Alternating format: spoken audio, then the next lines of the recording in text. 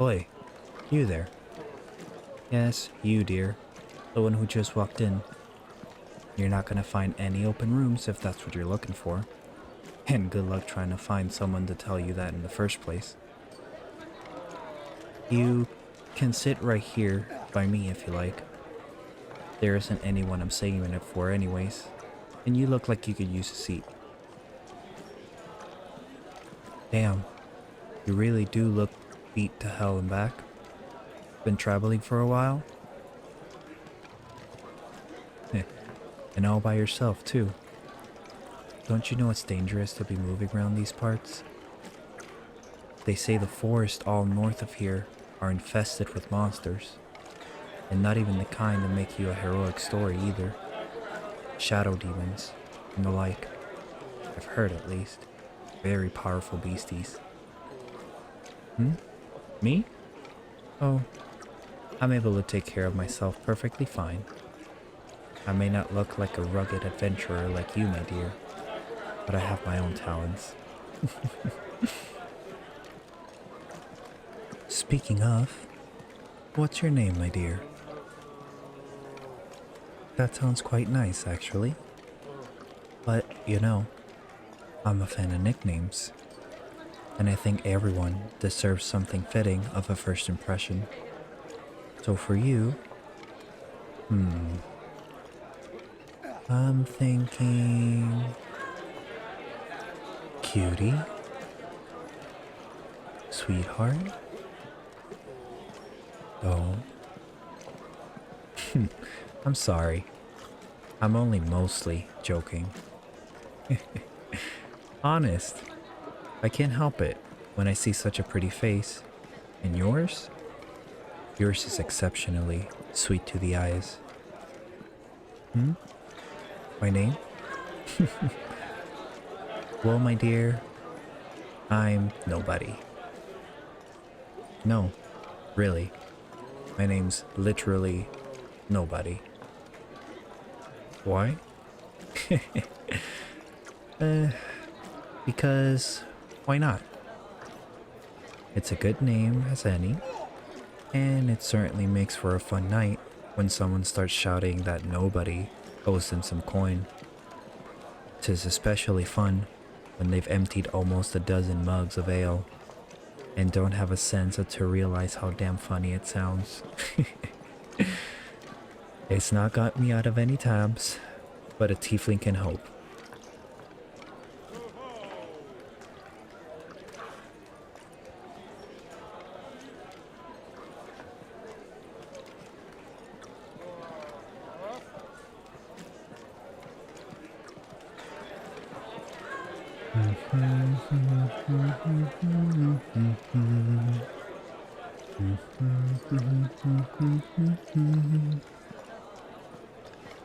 What you looking for? Interested in something about me? Go on, ask your question. I can tell there's one on the tip of your tongue, and I've heard my share plenty. Circus? Oh, you thought I was part of a traveling circus? Well, I suppose I can't fault you for thinking something like that. My style of fashion is rather colorful, ornate, or even as some people like to tell me, completely obstinate and without any sense of subtlety. 'Tis unfortunate for those who think so. They must live such horribly drab and boring lives. After all, if a tiefling with such a wonderful sense of taste in clothes and body arts offends them so. But either way, my dear, I'm not affiliated with a traveling circus or any other fantastical affair. Though I wouldn't mind to be should I cross paths with one.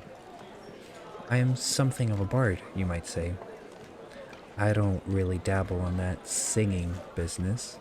The sound of my voice will break a glass. But I'm quite adept at doing plenty of other things. And people. Oh, don't look so shy, my dear. I'm only jesting. Promise. To be specific about some of the things I can do, I can recount tales of gallantry, tales of woe. I can read someone's fate through the usage of my deck of cards. Most people are very interested in that section of my abilities. There's nothing wrong with asking about it, my dear. I'm told my skills of reading fates is everything from bone-chillingly accurate to completely fraudulent. Though, feel free to make your own judgment on the matter. In fact, why don't I read you your cards? You've been eyeing them for a while after all, and I could see that sparkle of curiosity a mile away. No charge at all. Consider this reading entirely on the house. A discount, perhaps, simply for being in the right place at the right time. Maybe that's even fated to be as well. First, let me shuffle these cards.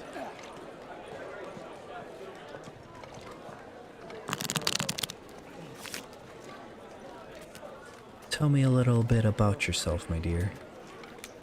What brings you all the way across such dangerous lands? A quest, perhaps? An adventure? A mystery of untold proportions? Oh. Well, that's certainly more interesting than most folk come around here for. Most of them are just looking for mercenary work, but aren't willing to go farther than a mile out from town, just where the forest gets thickest. But you've traveled right through there. Quite an achievement in and of itself, my dear adventurer. Be proud of that fact, if nothing else. Alright, now, since I'm reading your fate, 'tis important that you have a chance to touch the cards to allow them to see you, so to speak. To glimpse upon your soul, to outline your future. Just put each of these small piles on top of the other in any order that you like, so that they make a full deck again. Yes, perfect. Now, cut the deck in half, and half again for both. Put them all back together. Wonderful. I'll take it back from you now. Here's the most important part. Focus on the cards as I draw them. Each one hold to answer the simple questions. From what did you come from? Where did you go? Where are you going to be soon?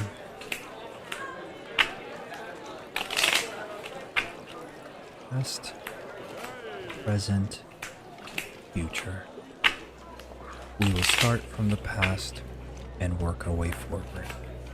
Like a river, time moves downstream towards the expanse of the future that we all sail towards. Behind us, or past, that we move away from. The setting always in perfect detail, though we may have been able to see it when we were sailing through it. Oh, death, upright. It would appear that you have gone through some recent changes in your life, my dear. A new worldview, a new habit. This card doesn't mean that you've literally experienced death, but a change. And change can be scary, but it can also be good.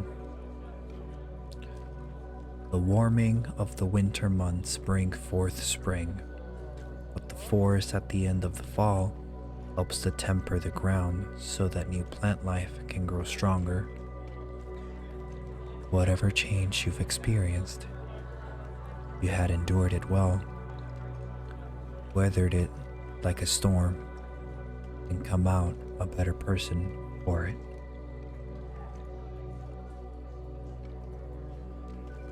Now for the next card, your present. I see. The Page of Cups. Upright. Not one that I see all that often, but I can't say I'm surprised. This card represents creative opportunities and possibilities available to you. You see how it looks? There's a young boy standing before the vast ocean, and he holds a chalice in his hands, and within this chalice is a fish. The sea represents creativity, intuition, your emotions, and how they play a role in the greater world. By holding the chalice with the fish, the page himself represents all the opportunities within that ocean. It isn't often I pull this card on an adventurer. Typically, their mind has a goal already, an end state to their wandering. But you, you're still searching for your adventure, your quest. There are a multitude of options out there for you, my dear, but none of them have come calling for you just yet. It makes me wonder what this final card will mean for your future. The Ace of Cups, upright. On this card is a chalice, and water overflows from the chalice into several streams. The streams represent your senses, and the water itself represents your emotions, like from the previous card. In this situation, it represents a new relationship and love that your emotions are searching for. You will find yourself meeting someone soon, very soon, and you will forge a bountiful relationship with, perhaps even a romantic one. I'm sorry, I don't mean to laugh. It's just not every day the cards are so outright with their meaning. They tend to be more subtle in their readings, lacing together careful euphemisms and gentle direction. This is a bit less so. I'd argue this is one of the least subtle sets of cards that I've had a chance to read before, and certainly one of the most intriguing. You have come from a path of incredible change and have weathered it well, but you're in an impasse of a choice to make, and that choice may lead you into a relationship with someone, possibly romantic, and I would argue is fated to be. It's as if the cards themselves are trying to say something to me, but, well, I try not to let my own opinion color someone else's reading. But I have to wonder if your choice wasn't coming into this tavern, perhaps even sitting in this chair, choosing to speak with me when you could have easily turned around and left. Just some food for thought, my dear. I find it rather fitting, however, because I had meant to ask you a question before I had even drawn the cards from the deck. And with that, I'm even more interested in what your answer might be. You see, I don't have a room here. I've already heard several people before you turned away with just how full they are. But I do have a spot that I'm camping at. I've actually been staying there for the last couple of nights. 'Tis a bit odd for me since I'm often predisposed to moving about, but something kept me from wandering on. I wonder. If you don't mind, my dear, can I ask you to draw but one more card for me? The deck is shuffled, and fate itself is ready to be questioned. What is our relationship meant to be? Passing strangers? Newfound friends? Romantic intrigue? what does fate say I am meant to be for you? The lovers, upright.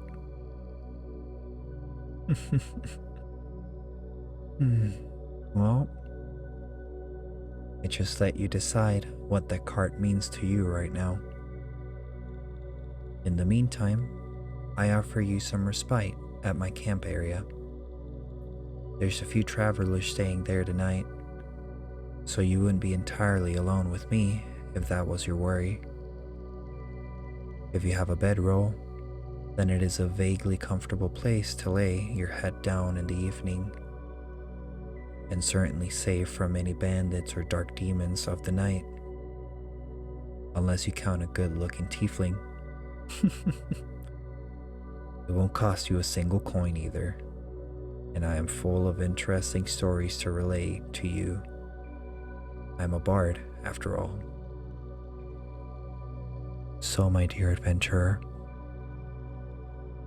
given what you heard of both the cards and myself, what do you say?